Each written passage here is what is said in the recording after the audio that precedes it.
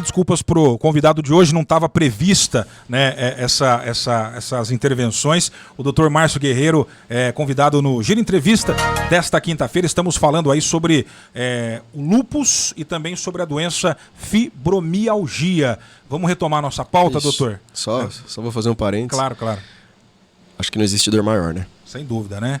Não existe dor maior. Ontem a gente conversava... Meus sentimentos. A gente conversava aqui sobre um outro assunto, mas... tem a ver com o compadre Paulão à tarde, né?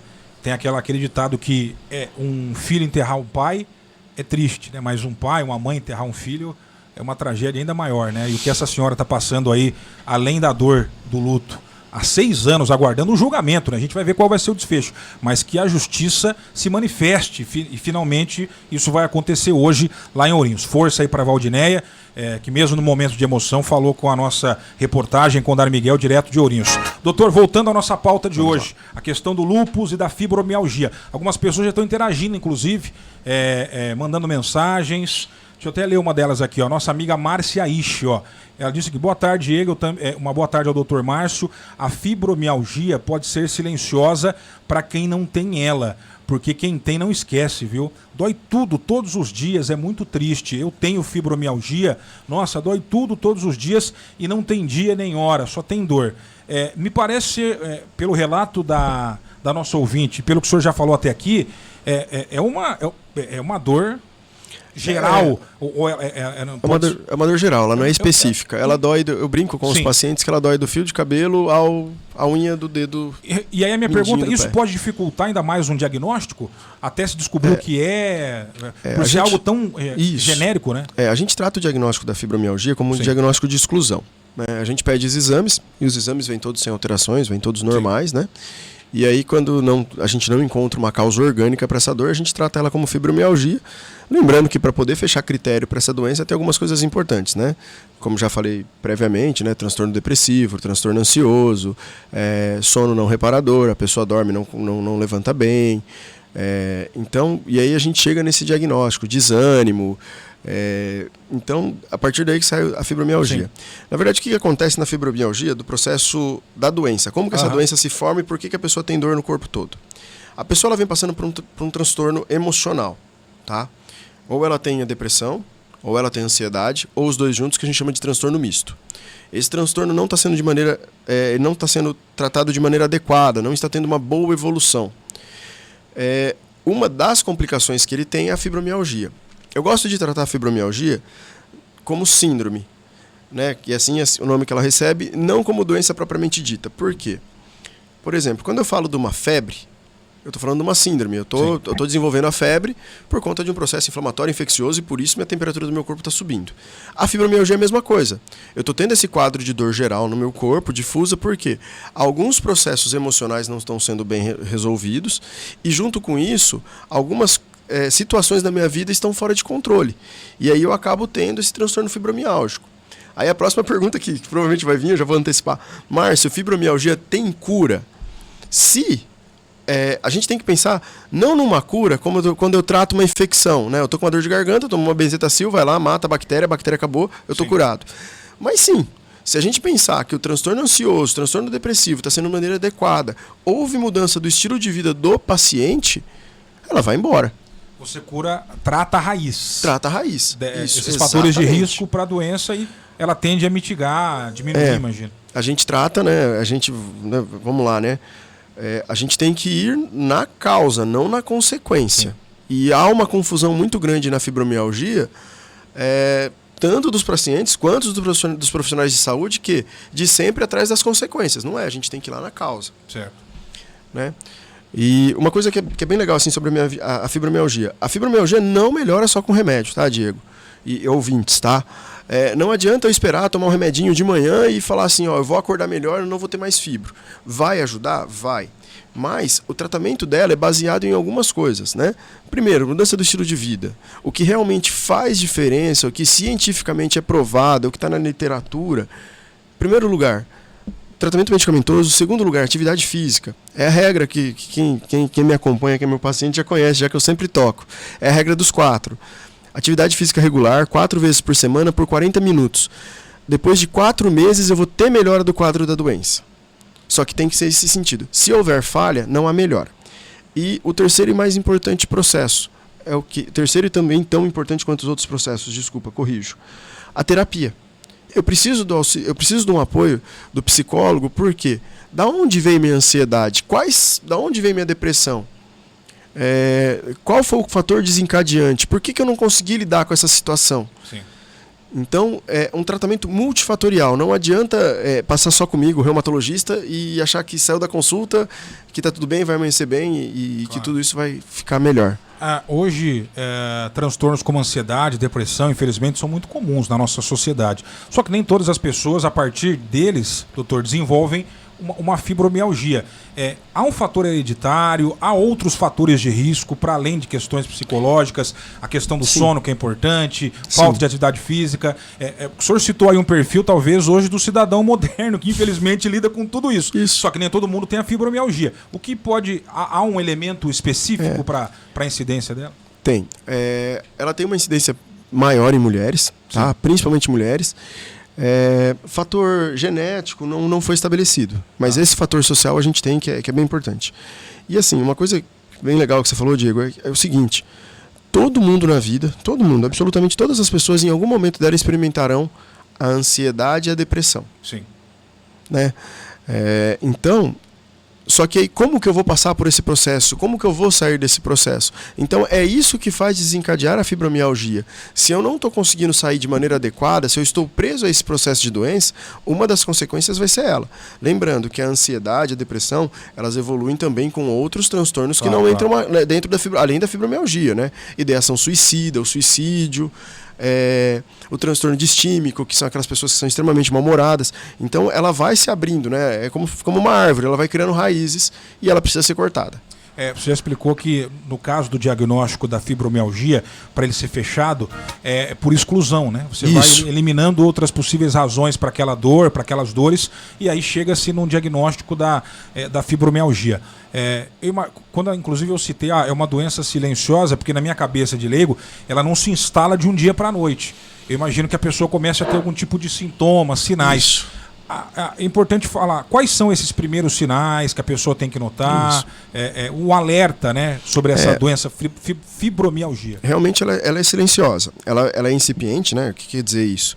Ela não se estabelece de uma hora para outra, do dia para a noite. É um dia que você tem um desânimo, é uma atividade que você está acostumado a fazer, vamos supor, um dia você amanhece com desânimo, é uma atividade simples que você está acostumado a fazer, por exemplo, lavar louça ou estender roupa, você já faz com muita dificuldade porque dói o corpo todo. E ela tem uma outra característica também, que quando a gente toma os analgésicos comuns, dipirona, paracetamol, é uma dor que não melhora. E aí quando a gente entra na via dos anti-inflamatórios, também é uma dor que não melhora. Então, quando a gente está conversando com o paciente, né, fazendo o que a gente chama de anamnese, a gente sempre pergunta, tomou um Tandrilax aí, um diclofenaco, melhorou sua dor? Olha, eu tomei e não melhorei. Então isso já me faz, não que todo mundo que toma diclofenaco não fica bom, tenha fibromialgia, mas já é um sinal que chama atenção. Por quê? A fibromialgia, analgésicos comuns, eles até ajudam o tratamento, mas eles não tiram a dor. Entendi. A dor da fibromialgia, isso ela vem melhorando com o tempo. Desde o início, porque às vezes o corpo pode adquirir uma tolerância com o uso constante. No caso da fibromialgia... Não, desde o início. Ele já não tem resultado para eliminar a dor. Vamos dar um exemplo assim. Eu vou usar a mulher porque é mais comum, tá? Mas naquele dia lá que ela resolve dar aquela arrumada na casa, faz aquela faxina e tal, dói um pouquinho o corpo no outro dia, toma uma dipirona, passa a dor, você consegue fazer suas atividades normalmente. Certo. Isso é uma dor por conta de esforço. A da fibromialgia não. Ela faz as atividades com limitação, com dificuldade. No outro dia, ela vai tomar a dipirona que ela sempre toma e vê que não tem mais eficácia. Tá? E aí, você começa a perguntar, você vê que são acompanhados de alguns pensamentos que são ou extremamente acelerados, que é o caso da ansiedade, uma preocupação extrema com o que vai acontecer, ou um pensamento depressivo, retraído. E às vezes acontece de ter os dois juntos, que aí é o transtorno misto. E o tratamento da fibromialgia, uma coisa que eu sempre ressalto é assim, às vezes o paciente vai com muita esperança no consultório, falando assim, não, eu vou passar com o reumatologista, ele descobriu que tem fibromialgia, eu vou ficar bom. Não, realmente você vai ficar bom, mas não é uma coisa do dia para a noite, é um tratamento que ele se constrói. E outra coisa que eu sempre falo para os pacientes, 20% é o que eu falo, o que eu explico. 80% é o que vai acontecer a hora que ele sair da sala e fechar a porta e ter a nova vida, e ter a vida, né? Então isso é fundamental. E doenças como essa, como a fibromialgia, talvez elas entrem numa seara, doutor, em que a pessoa que sofre, né, dessa mazela, ela também enfrenta um estigma social. Eu quero saber se o meu raciocínio tem razão de ser ou não, porque é o seguinte, eu não sei como era o tratamento para fibromialgia há 10, 15, 20 anos atrás, né? Você tem alguns tipos de doença que tiveram uma evolução muito grande num passado recente para cá, enfim. E quando pessoas constantemente, olha, eu vivo com dor, eu não sei o que é. Às vezes, num dia eu acordo do nada e vou estender a roupa no varal, um exemplo que eu estou, e a pessoa sente dor. E reclama disso com o familiar. Às vezes ela pode... cria-se uma peste que aquela pessoa é reclamona. Mas como é que você sente dor todo dia e não cura isso? Talvez porque não houvesse a terapia adequada, um tratamento assertivo nas raízes do problema que desencadeou a fibromialgia. É comum esse tipo de relato? Me parece ser um problema social também para a pessoa, quando ela não consegue identificar. Sim, é o mais comum. Uma pecha, né? Fica meio... uma questão familiar, com os amigos também. Isso, fica mais comum. É uma coisa muito comum, assim, isso e corriqueiro, né? E por conta desses transtornos emocionais que a pessoa tem, ela já acaba trazendo já uma certa angústia social, né? As pessoas, mas vamos dar um exemplo, né? A Maria, né? A Maria, ela já é depressiva, ela já é reclamona, mas assim, ninguém oferece ajuda para ela. Maria, isso que você está tendo, na verdade, não é que é de você está assim, isso é uma doença e precisa ser tratada, né?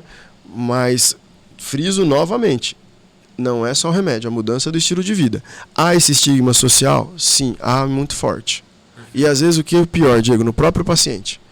Dele com ele mesmo, para ele mesmo. Ele se vê limitado, ele se vê impotente, ele se vê incapaz, porque a doença ela chega num ponto que ele perde a autoestima. Claro. Dos casos que chegam ao consultório, doutor, e que há um indício, uma suspeita de fibromialgia, que depois vai se confirmar ou não com os exames. Com os exames. Sei lá, tem como fazer uma média de 10 pessoas que chegam, 5 acabam confirmando fibromialgia, ou aí você pode, na verdade, ajudar a pessoa a descobrir que é um outro problema, e aí você trata esse problema. Isso, o que acontece muito com a gente é assim, Diego. Quando o paciente já vem com uma história de diagnóstico de fibromialgia, ele está ali. Só que o que acontece? A fibromialgia, ela é uma doença muito traiçoeira porque ela acaba escondendo outras doenças, outros diagnósticos, né? Porque, como o paciente reclama constantemente de dor, às vezes o profissional da saúde que está do outro lado, ele não está apto a separar a dor. Sim. E aí eu uso um outro jargão também dentro do consultório, os pacientes estão ouvindo devem estar dando risada, que é separar o joio do trigo. Por quê? Olha, é o seguinte, Márcio, eu tenho um diagnóstico de fibromialgia, mas eu não estou aguentando de dor no ombro. Tá, mas o que aconteceu? Eu fui pegar um peso e desde então eu estou com dor. E aí ela acaba passando em outros profissionais, outros colegas que falam assim, não, essa dor só é por causa da fibra, Não é, ela teve um processo... Uma luxação, alguma coisa. Ela teve um entorse, ela machucou, ela teve uma tendinite, uma bursite e está com dor. Então é importante separar uma dor da outra. O que eu sempre falo para o paciente, o que eu sempre oriento é assim, eu tô com uma dor, eu tomei uma dipirona, eu tomei um remédio que eu estou acostumado a usar e melhorou minha dor, não é fibromialgia. Eu tomei uma dipirona, não melhorou minha dor, talvez seja um componente fibromialgico ou alguma outra doença um pouco mais grave. Então, isso é importante fazer. A fibromialgia também tem um caráter, Diego, que ela funciona assim. Quando eu passo a uma situação de estresse muito grande, dias depois vem a crise fibromialgica, vem a crise de dor. Né? Então, eu passo por uma situação de estresse muito grande, né? Sei lá, enterro um ente querido, entro numa situação financeira de aperto, de apuro, e não na hora, mas passado ali 2, 3 dias, uma semana, vem a crise fibromialgica clássica. Com dor no corpo todo. Tem essa relação direta. Tem essa relação direta. Inclusive crises de ordem emocional que dias depois tem um efeito rebote com a dor física da fibromialgia. Com a dor física. Importante. Qualidade de vida de alguém que tem um diagnóstico da fibromialgia. O senhor já falou sobre isso, mas é importante frisar, porque depois eu quero falar também mais a fundo do lúpus, né? Isso. Há um diagnóstico fechado, é fibromialgia. O que essa pessoa deve fazer para ter uma boa qualidade de vida? A tríade, né, que a gente já falou. Atividade física, terapia com psicólogo e medicamento. A atividade física ela vai trazer duas coisas importantes. O paciente fibromialgico, como ele tem dor, ele procura ficar mais recluso, ele procura ficar mais quieto, ele procura desculpa, não fazer atividade física.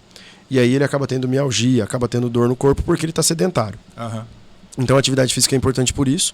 E vamos lembrar também que a atividade física libera as endorfinas, que são hormônios do prazer. E no processo de ansiedade e depressão, a endorfina está baixa. Então por isso que ela é fundamental. Qual que é o problema da atividade física? Não existe uma injeção de endorfina, né? Ela vai sendo produzida aos poucos. Uhum. Então, por isso que cai na regra dos 4x4. Então, eu preciso fazer uma atividade física regular por pelo menos 4 meses para ter uma resposta. E a resposta, quando ela vem, ela não vem de maneira súbita. Eu dormi com dor e acordei sem dor. Eu percebo que os episódios de fibromialgia, vamos supor, se numa semana de 7 dias eu tinha 6 crises, eu passo a ter 3, depois eu passo a ter 2, depois eu passo a ter 1 a cada 15 dias. Por que é importante e fundamental o trabalho da terapia, o trabalho do psicólogo, né? Porque eu tenho que descobrir de onde vem isso. Qual foi essa situação conflituosa que eu deixei para trás que não ficou bem estabelecida para mim? E aí eu preciso reorganizar esse pensamento para poder dar sequência. E aí o remédio, eu sempre gosto de estabelecer metas assim, né? Principalmente na segunda consulta do paciente, a gente vai fazer esse tratamento por 6 meses, 1 ano, Sim. porque daqui a 1 ano o objetivo meu é começar a retirar seu remédio, porque você já restabeleceu emocionalmente e fisicamente. Claro. Tá? Tem dentro da fibromialgia, Diego, a gente tem um grupo de pacientes que a gente chama de pacientes de mau prognóstico. Quem são esses pacientes? São pacientes que não mudam o estilo de vida, que não fazem essas adequações. Por quê? Se a gente não fizer essas adequações, Diego, não tem jeito, não melhora. Não tem como. Não tem ganho. Não tem atalho. É isso. Não tem atalho. Perfeito. Doutor Márcio, a questão do lúpus. Quais os sinais da doença? Como é fechado o diagnóstico? Vamos começar por aí. Tá. O lúpus é uma doença extremamente traiçoeira, né? Eu falo que dentro da reumatologia acho que não tem doença mais traiçoeira. Os sintomas são os mais diferentes. Pode ter sintomas como os da fibromialgia, como também. A gente falou, indisposição, cansaço, mal-estar, lesões cutâneas, né? O rush malar, né? Que é a asa de borboleta, é a lesão mais comum, mas podem sair feridas pelo corpo todo. Insuficiência renal aguda. Um belo dia uma pessoa rígida, uma mulher rígida, saudável, de uma hora para outra evolui com uma insuficiência renal aguda. Sim. Então, assim, perda de cabelo, perda de peso, febres intermitentes. Então, assim, os sintomas do lúpus são muito abrangentes. Parece ter bem graves em relação à fibromialgia. Né? O desfecho do lúpus é bem pior que o da fibromialgia, bem pior. E o lúpus ele demora muito para fechar o diagnóstico, porque às vezes o paciente acaba procurando outros colegas por outras queixas. Vamos usar o exemplo da dermato. A paciente procura dermato porque ela está tendo uma perda de cabelo. Aí investiga vitamina, investiga hormônio, não encontra nada e dali um pouco tempo melhora essa perda de cabelo. Claro. E aí ele começa a manifestar com outra queixa, falta de ar, cansaço. Aí procura o cardiologista. O cardiologista vê que não tem nada, mas que o paciente está fadigado. Então, normalmente, o paciente lúpico, ele já vem encaminhado de outro colega. Entendi. O colega observa que está algo errado e manda para a gente. Os exames para fechar o diagnóstico de lúpus são normalmente são exames laboratoriais, tá? Assim, dentro da clínica, o que a gente chama de patognomônico, né, que é aquilo que você bate o olho e pode falar, é lúpus, é o rush malar, que é a lesão da asa da borboleta. Fora isso... Até repetindo, para quem pegou o bonde andando, a gente teve aquela interrupção, explica sobre essa lesão característica. A lesão do rush malar, essa lesão de asa de borboleta, é uma lesão que pega a região malar, né, que é essa região da maxila, sim, e ela pega o nariz. E aí fica parecendo uma asa de borboleta mesmo, o desenho, só que ela poupa esse suco que a gente tem da boca. Entendi. Tá? E aí ela pode pegar a testa, mas a característica dela é essa lesão malar. Isso a gente pode olhar e falar assim, olha, é lúpus. Característica do lúpus. É característica do lúpus. Mas ela pode ter outras... A gente acaba fechando o diagnóstico por alguns marcadores autoimunes, anticorpos. O que são esses anticorpos? São estruturas que o corpo constrói para destruir ele mesmo. Olha que coisa bizarra, né? Que coisa absurda. Sim. E aí, quando a gente identifica eles, a gente pode fechar o critério para o lúpus, associado à insuficiência renal, anemia, um monte de coisas que vem junto. Como se dá o tratamento de um paciente que foi recém-diagnosticado com lúpus? Fase aguda, pacientes graves, a gente faz a imunossupressão, tá? Aí a gente pode usar drogas da imunidade, pode usar corticoides, isso é na fase aguda. Depois, a gente já começa o que a gente chama os moduladores de imunidade, que são aquelas moléculas que seguram o sistema imune para ele não atacar o corpo, tá? E aí se dá dessa forma o acompanhamento. Toda vez que há agudização, a gente tem que frear a imunidade, porque ela é extremamente destrutiva. Depois, para manter em manutenção, a gente usa essas drogas que a gente chama moduladoras da imunidade. Mudanças de hábito, a questão da atividade física, elas também amenizam de alguma forma a questão do lúpus, diminuem as crises. Como é que funciona, doutor? Amenizam bastante. O lúpus, a gente tem, vamos chamar assim de pulo do gato, tá? O lúpus ele é desencadeado principalmente pelo sol, pelo raio ultravioleta. Sim. Então o paciente que tem lúpus, ele tem que se proteger. Isso é o primeiro passo. O sol é inimigo, no caso. O sol é um inimigo, é a criptonita do lúpico. Né? Outra coisa importante, o paciente lúpico, ele precisa fazer atividade física porque, como ele está sempre com doença inflamatória, a todo momento as reservas dele estão sendo consumidas. E onde ficam as nossas reservas? No músculo. Sim. Então é importante que ele mantenha um ritmo habitual de atividade física. Para quê? Para poder ter reserva, para poder melhorar isso. Ter boa massa muscular. Para ter boa massa muscular. É importante, imagina.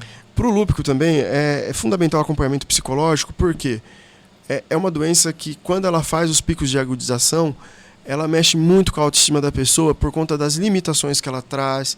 Como é uma doença que tem essa manifestação cutânea, a pele acaba ficando feia, acaba trazendo os estigmas, porque as pessoas acham que ou é porque está suja, ou porque ela não se cuida, e na verdade não é uma manifestação de uma doença gravíssima. Claro. Então, o acompanhamento psicológico para o lúpus também ajuda muito. Em Santa Cruz do Rio Pardo, nós temos muitos casos, doutor? Óbvio que eu não estou pedindo uma estatística total, mas... Temos bastante. Pelo seu atendimento em clínica... Temos bastante. Há muitos casos de lúpus. A gente tem um número bem grande no ambulatório de lúpus pelo SUS. E no consultório também a gente tem um número bem grande de pacientes. Fatores de risco para o lúpus? Questão hereditária nesse caso? Sim, questão hereditária pesa. Pesa. Ela tem uma característica que ela às vezes salta a geração. Às vezes a mãe não quer dizer necessariamente que a mãe tem, a filha vai ter, que o pai tem, o filho vai ter. Mas normalmente existem outros lúpicos na família, um avô, um tio-avô, um primo de segundo ou terceiro grau. Ela tem uma hereditariedade presente. Opa, travou a língua. É comum o desenvolvimento de comorbidades, quem tem o lúpus ou mesmo a fibromialgia, desenvolver outros tipos de doença, doutor? Eu vou falar do lúpus, depois eu volto para a fibra. Claro. Sim, é comum, né? Primeiro que quando a gente faz um uso muito grande de corticoide para poder frear a doença, esse paciente tem um risco maior de ter diabetes, esse paciente tem um risco maior de ter osteoporose. Então a gente tem que estar sempre controlando isso para que ele não adquira essas doenças, né? Hipertensão, claro. Fibrose pulmonar. Então sim, tem sim. Na fibromialgia, não há uma relação direta nisso, tá? Não é que o paciente que tem fibromialgia... Mas a partir do momento que ela não está sendo tratada de maneira adequada, que não está tendo uma boa evolução, ele vai se tornar sedentário, ele vai ter outras complicações sim. Né? O que a fibromialgia vem? Ela vem mais para esse caráter emocional, claro. Ansiedade e depressão. Perfeito.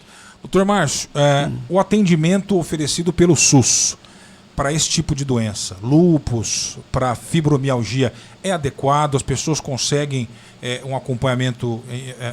da forma como se deve, como é o atendimento no SUS para essas doenças? Olha, eu vou falar da realidade de Santa Cruz, tá? Claro. De Santa Cruz é fora da realidade, tá? Assim, é um atendimento muito bom. Por quê?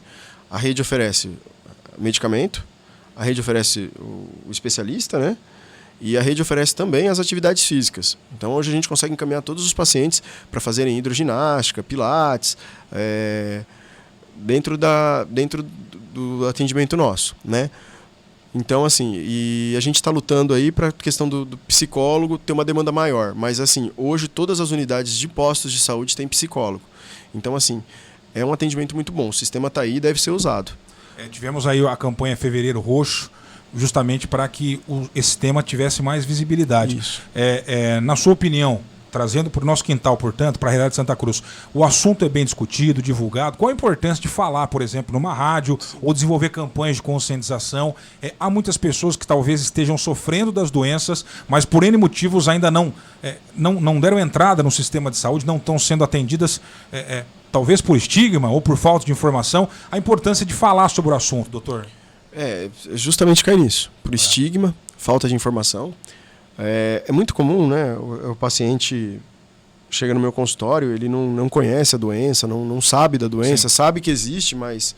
Né, e procura no consultório, olha, eu comecei com uma dor, e aí a gente começa a conversar, começa a evoluir a história, a anamnese, e aí a gente chega à conclusão que depois de um trauma que ela teve, de um processo que ela teve, ela começou a desencadear esse processo. E quando o paciente adere e faz tudo que a gente pede, Diego, é gratificante o resultado. Sim. É gratificante, assim. Pacientes que eu já dei alta, inclusive, que seguem vida normal por conta desse envolvimento que ele teve com a doença.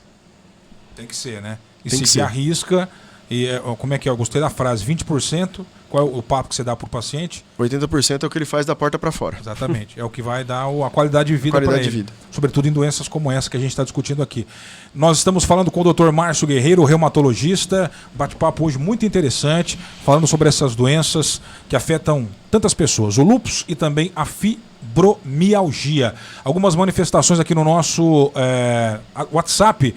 Mandar um alô aqui para a Márcia Isha, a primeira ouvinte que mandou mensagem, dividindo um pouco da experiência dela. Ela disse que tem sofrido bastante, né, com a questão do lúpus. Talvez buscar um outro profissional, eu não sei. Qual a orientação para ela, né, que diz que está sofrendo? Ela diz que está em tratamento, mas que sofre de dores todos os dias ainda. A dor, independentemente do tratamento, em menor ou maior escala, doutor, ela vai estar presente na vida de quem tem a fibromialgia, por exemplo? No paciente fibromialgico, sim. Tá. Assim, ele só consegue parar de sentir dor, tá? A hora que é uma resolução completa do quadro. Uma coisa que eu sempre falo, um exemplo que eu uso, que também falo com os pacientes, eles sempre vêm, é o seguinte. Imaginemos que nós somos um carro. Né? Nós temos 4 pneus estão murchos. Né? Sim. Não adianta eu ir lá e colocar 100 libras num pneu e deixar os outros 3 pneus murchos. O carro não vai andar. O que eu tenho que fazer? Eu tenho que colocar lá 33 libras em cada pneu. Perfeito. O que são esses pneus? Um pneu é o medicamento. O outro pneu é a atividade física. O outro pneu é a terapia. E aí só a partir daí que eu vou começar a andar. E eu vou andar assim, depois que eu encher os pneus eu vou dar um rompante e sair correndo? Não. Eu vou começar andando aos poucos. E aí essas crises que até então, como eu falei, que eram semanais, que eram diárias, vão se tornar semanais, menos e daí frequentes. mensais, e aí depois não ter crise. Uma coisa importante também, que cabe a gente ressaltar, novamente, nem toda dor é fibromialgia. Né? Existe uma especialidade dentro da medicina que são os ambulatórios de doença de dor crônica. Né? Pacientes que têm o diabetes extremamente alto, que evoluem com neuropatia, pacientes que sofreram grandes traumas ou que têm lesões severas na coluna, também tem as neuropatias. Então, existem as outras dores crônicas. E às vezes, se o tratamento não está dando certo, é porque talvez o diagnóstico não esteja tão bem estabelecido. Importante. Tá o recado aí, viu, Márcia?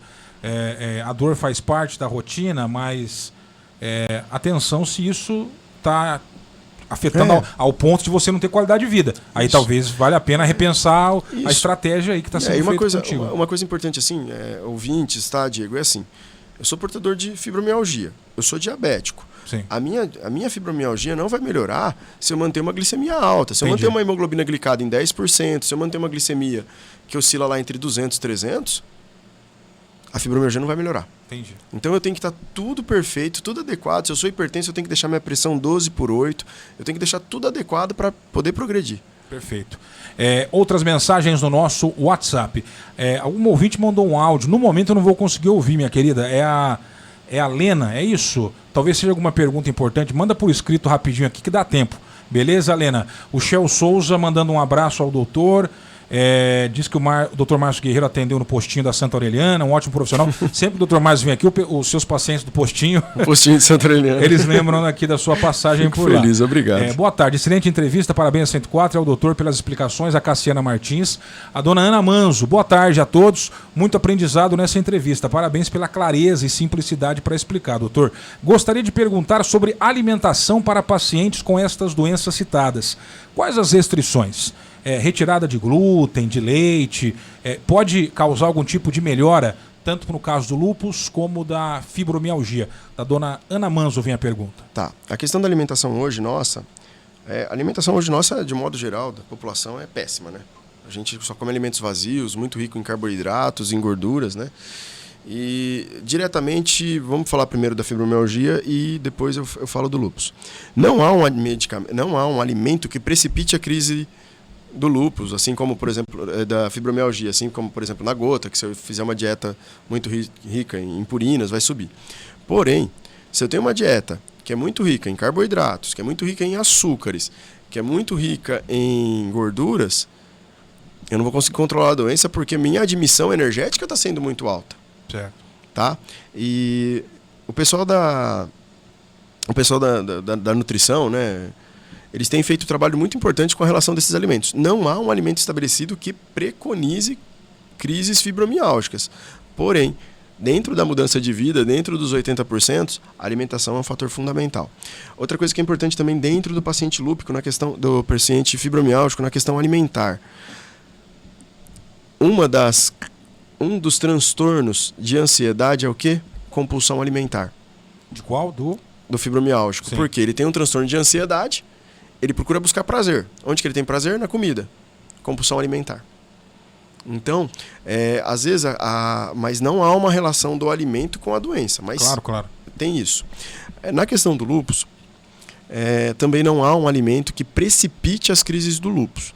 Mas a gente sabe que os alimentos, principalmente mais ricos em gorduras, eles servem de base para a formação de anticorpos, né, de maneira mais simplória. Isso é uma coisa mais complexa, mas vamos falar assim de maneira simples e resolutiva, é isso.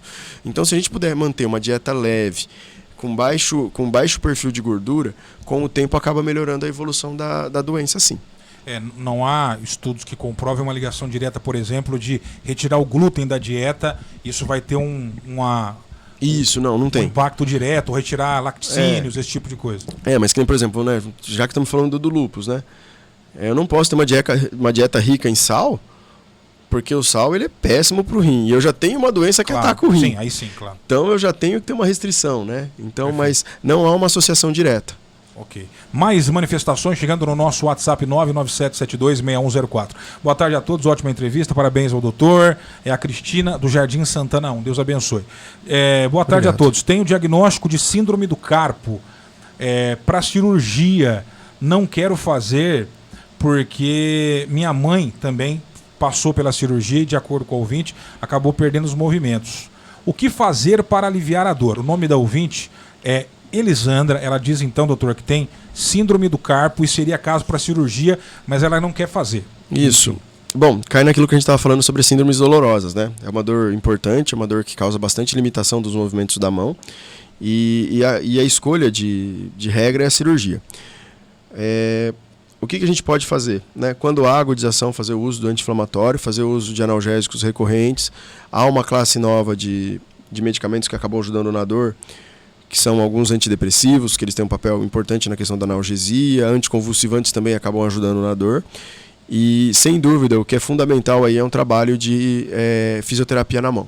Tá? Talvez com o fisioterapeuta, com o terapeuta ocupacional, para poder restabelecer esse movimento sem operar. Entretanto, em alguns casos é necessária a cirurgia. É o único caminho. É o único caminho. Tá aí, Elisandra, procure um bom profissional e boa sorte, minha amiga. Outra mensagem, excelente entrevista, sou fã do Dr. Márcio, pessoa humana, muito competente, salvou a vida da minha mamãe. Abraços, quem mandou essa aqui foi a Josiane Costa, mandando a mensagem aí pro Dr. Márcio. A Lena, ela está digitando, eu vou esperar então aqui, porque a Lena mandou um áudio, talvez seja uma questão importante, eu pedi para que ela escreva, então eu vou dar mais um tempinho, Lena, fica à vontade aí para mandar a pergunta. Enquanto isso, doutor, já encaminhando para o final da nossa entrevista, arrematando, né, o que a gente falou, e espero que para vocês ouvintes tenha sido de muito valor, como foi para nós aqui da 104, né, somos uma emissora comunitária, o rádio, na minha opinião, é o mais... democrático dos veículos, porque ele chega em todos os lugares e todo mundo consegue acessá-lo de graça, então a gente faz questão de levar esse tipo de conteúdo, porque alguma pessoa vai pegar essa informação e pode mudar a vida dela, né? Além de aprendermos muito com convidados, como é o caso aqui do Dr. Márcio. Para a gente fechar a conta, passar a régua, dicas, informações, orientações para o lúpus e também para fibromialgia, doutor. Bom, vamos começar pelo lúpus. Tá? O lúpus, assim, há suspeita de diagnóstico, né? Há alguma coisa que está chamando a atenção, que não está correta, que não está da forma como deve ser. Se algum outro colega, algum outro profissional de saúde aventou essa possibilidade, procure o reumatologista, porque ela é uma doença extremamente traiçoeira. Manifestações graves que levam a uma alta morbidade, né? O paciente perde função e, além disso, ela também traz uma mortalidade importante. E a dica que eu deixo do lúpus, né, que eu sempre brinco com os pacientes, usem filtro solar, porque realmente o raio ultravioleta é um fator desencadeante importante. Quanto à questão da fibromialgia, o que eu sempre coloco, que eu quero, assim, que eu sempre toco na tecla dos pacientes, mudança do estilo de vida, tá? E não se acanhem ou não se deprimam frente a algumas colocações ou manifestações, frente ao estigma que é colocado na doença, tá? E assim, vá à luta, sempre vá à luta. Importante, não desista. Olha, outras mensagens. Acelera aí, Helena, manda mensagem aí. Nós temos que liberar o doutor aqui, já passou do horário. Boa tarde, Diego. Alô, Dari Miguel também, doutor Márcio. O doutor Márcio, médico exemplar, com seu profissionalismo e educação, com os pacientes. Parabéns. É o Edson Nascimento, o famoso Edson Pezão. Mandando um alô aí abraço, Edson, pro nosso amigo. Ô, Helena, eu vou ter que liberar o nosso convidado, minha amiga. Faz o seguinte, ó, chegou a mensagem dela? Deixa eu ver, chegou. Vamos lá, rapidinho. Vamos lá. Boa tarde. A minha nora tem o problema, esse problema há 4 anos. É verdade que não pode ter filhos durante o tratamento da fibromialgia? Essa é a pergunta da Lena, então. Se não é durante o tratamento, não há indicação para que não tenha filhos. É a pergunta da Lena. Negativo. Pode ter filho, sim. O que a gente só recomenda é o seguinte: como a gente acaba fazendo uso de algumas medicações antidepressivos, anticonvulsivantes, esses remédios não são tão legais para gestação. Mas a doença em si não altera o desenvolvimento da criança, né? Eu acredito até que se ela ficar grávida vai até ser bom, porque vai ser um fator de alegria, né? Um fator que vai ir contra essas 2 doenças que ela tem de base, né? Quanto à questão do lúpus, eu até achei que ela fosse perguntar no final, quando virou fibromialgia, acho que é do lúpus. A gente sabe que o paciente que tem lúpus, quando engravida, a doença piora bastante. Então, no caso do lúpus, sim. A gente eu não gosto de falar assim, não engravide de forma nenhuma, porque a vida é feita de desejos e, enfim, se tem um desejo, né, se é desejo da mulher ter filho, vamos ter filho, mas vamos ter no momento adequado, uma hora que a doença estiver em remissão, e sabendo dos riscos que ele provavelmente vai piorar durante a gestação. Tá. Mas se é desejo, vamos para frente. Mas não há uma contraindicação absoluta. Talvez a medicação traga alguma contraindicação, mas a doença não. A doença em si, fibromialgia, não há recomendação não ter filho. Isso, não há. No lúpus é preciso ter um pouco mais de cuidado. Cuidado, um pouco mais piora durante a gestação. Piora durante o período de gestação. Doutor Márcio, excelente, viu? Obrigado pela entrevista. Quem quiser segui-lo nas redes sociais... Agora eu tenho. Eu tô seguindo o senhor lá, agora já tem aí perfil profissional. Agora tem um perfil profissional. Divulga os arrobas aí, doutor. Vou fazer o merchan, né? Então, a partir de... agora, depois da brincadeira, né? Começou um pouco avesso as mídias sociais. Eu acabei criando no Instagram, né, que está lá como Márcio Guerreiro, está bem atrelada a Be4U, que é o consultório onde eu atendo, e também tem lá o Facebook, que também está como Márcio Guerreiro, que também pode me perguntar, pode mandar dúvidas, que eu respondo por lá sim. Beleza, então os 2 canais lá. Procure por Márcio Guerreiro, Instagram e Facebook. Isso. Mais algum recado, doutor? Não, só. Muito obrigado, viu, pela presença. Desculpa as interrupções, mas o senhor entende perfeitamente. A gente está acompanhando o caso lá de Ourinhos também. Situação extremamente dolorosa, né? E foi muito prazeroso bater esse papo com o senhor de aprendizado, e pelas mensagens no nosso WhatsApp, percebe-se que foi de grande valia para a audiência também. Chegou mais uma pergunta rápido. Tem artrite reumatoide, estou em tratamento com ele e levo... não é pergunta não, é só mais um recado. Tenho artrite reumatoide, estou em tratamento com o Dr. Márcio e levo uma vida normal. Ele é ótimo. Tá aí, ó, relato paciente. Fico emocionado. A Cida, da Vila Fabiana. Obrigado, Cida. A Cida da Vila Fabiana. Obrigado, doutor. Legal. Sucesso, viu? Até a próxima. Valeu, tchau, tchau. Confirmando a hora certa, agora 13h36. Vamos para um rápido intervalo. A gente volta ainda hoje para trazer os destaques do setor policial aqui de Santa Cruz do Rio Pardo, e talvez a gente tenha mais alguma atualização do júri do caso Brian Bueno, o jovem que foi assassinado em 2016, aos 22 anos de idade, na saída da FAP. Já começou, provavelmente, estava marcado para as 13 horas. O Dari Miguel está lá em Ourinhos, tá? O Dari está lá no fórum de Ourinhos acompanhando. Já fez uma primeira participação ao vivo conosco. Tivemos, inclusive, uma breve entrevista ao vivo com a Valdinéia Pontes, a mãe do Brian, que está no fórum, vai acompanhar o julgamento do policial Luiz Paulo Isidoro, acusado de homicídio doloso. E a gente vai fazer mais um contato com o Dário ainda hoje aqui no programa para saber se ele já tem alguma nova informação, alguma atualização do júri que está acontecendo lá no Fórum de Ourinhos, ok? O intervalo é rápido, voltamos em instantes. Giro de notícias.